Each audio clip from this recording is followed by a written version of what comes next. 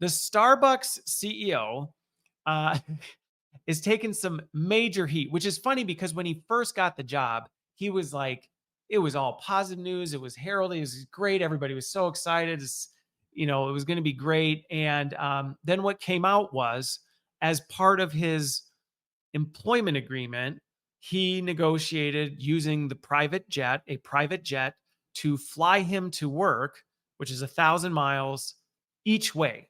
That was part of his deal. He lives in California, Seattle, all this stuff, which suddenly turned the social perception of him. He went from this, it's going to be amazing, he's great, everybody's happy about it, to he is the biggest villain on the planet right now and the epitome of all things that are, corporate executives that people dislike. And I, like always, I have very mixed, complicated feelings about this. So I will say this, my list of the areas where I'm like, I think he might be taking more heat than is necessary is much shorter than where I think, the list of things. But let me represent the positive side of this first. It's very easy to throw stones and say that's insane. Like, I can't believe this. It's so horrible, all this other stuff. Why doesn't everybody get all that? All this other stuff. And it's like, I am all about equity, but equity is not the same as equality.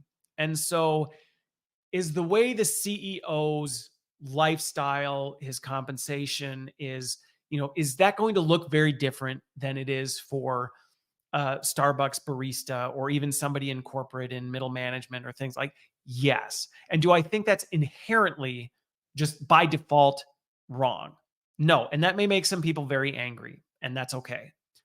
But I think there is a level of risk that comes with being the CEO. There is a level of just stress and stuff that comes along with it, a level of, honestly, isolation. I tell people all the time, the higher up you move, the lonelier it is.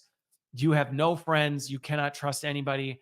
I was talking with somebody the other day about some of my experiences, and they're just like, oh my gosh, like, you literally feel like you're constantly watching over your shoulders. So to me, there's a degree that comes with that goes, should it be compensated differently? I think it should.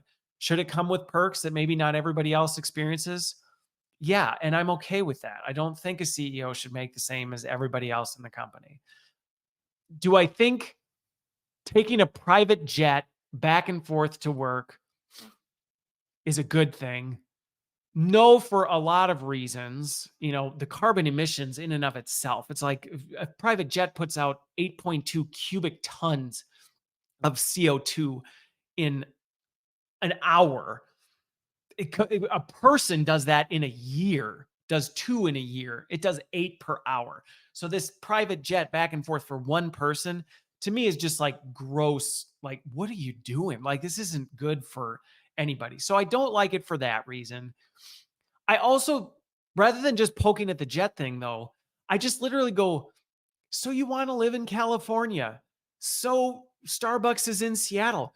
What is wrong with us that we think for a job like this, you have to be in proximity to the office for X number of hours per week? I just still do not understand that. And so I think there's a problem underneath this that's even bigger that nobody's addressing. And they're just like, well, should he take he should fly commercial? I'm like, we're arguing over whether you should take a private jet or fly commercial. How about we just address, does the CEO really need to fly to Seattle to be at the office like this frequently? Let's talk about that problem and maybe address that problem and maybe change the idea that you reach a certain point in your career that somehow you have an aura about you that can only be experienced in the physical. Like, give me a break. It's not true. I've ran global teams at the senior most level. I ran my entire time, almost 4 years at Chenmed. I never once traveled to Florida. I never once met a single one of my coworkers. And yet we had some of the closest relationships I've had in my professional career. This idea that it can't be done, I think, is at the root of this problem, or it's definitely one of the issues at the root of it. I will firmly agree that I think it is almost just gross disregard for how different of an experience a CEO has versus the everyday thing. And when you look at Starbucks policy for corporate employees, like they require their employees to be in the office 3 days a week. So in some ways, you're like, well, I mean, I guess they're being consistent, like the CEO has to too. So I guess that means a private jet.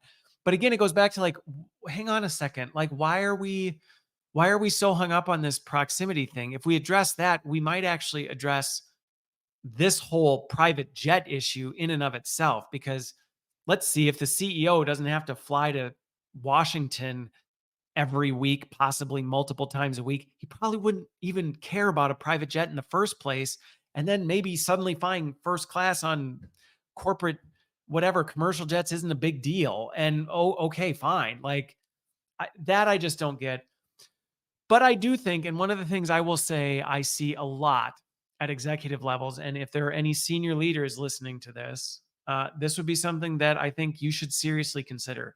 I think it very much illustrates the just complete disparity between the executive lifestyle and the average employee lifestyle, and how dangerous it can be to have someone who doesn't think twice about taking a corporate jet to and from, Washington from California multiple times a week like it's no big deal, to somebody who might be trying to figure out, like, how do I even find a babysitter to watch my kids after school because I can't get out of the office to come pick them up. Like the kinds of problems he's dealing with are vastly different. And I see this play out all the time where decisions are made at the C-suite level with little to no consideration for the implications of those on real working people who, and I'm not saying the CEO doesn't work. I'm just saying his work experience is so vastly different that you end up making decisions based on, well, if this is what it's like for me, like, why can't everybody else do this?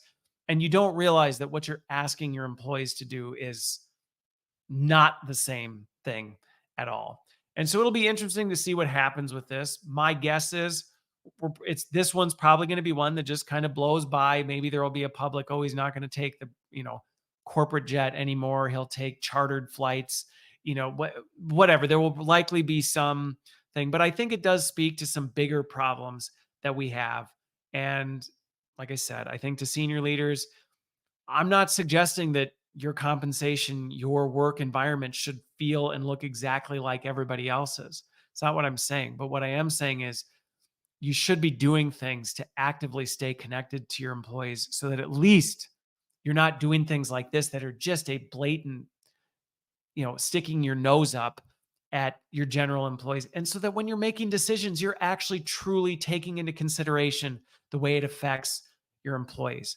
I know for me, in every role I've been at, I have made a point to have virtual coffees with people at all levels of the organization just to stay connected with them, to talk to them about what their experience is like. What are the things they're struggling with? How are they doing? What are some of the challenges that they're facing and what might be things that kind of stuff helps you stay connected. And this to me was just one of those like, well, I guess this is what happens when that doesn't happen. Now, who knows? Maybe he'll go on and he'll be completely different and this will be a lesson. I can certainly hope and wish that that is the case. But I have a sneaking suspicion that probably won't. But we'll see. I'll be interested to follow and see how the everybody responds to it.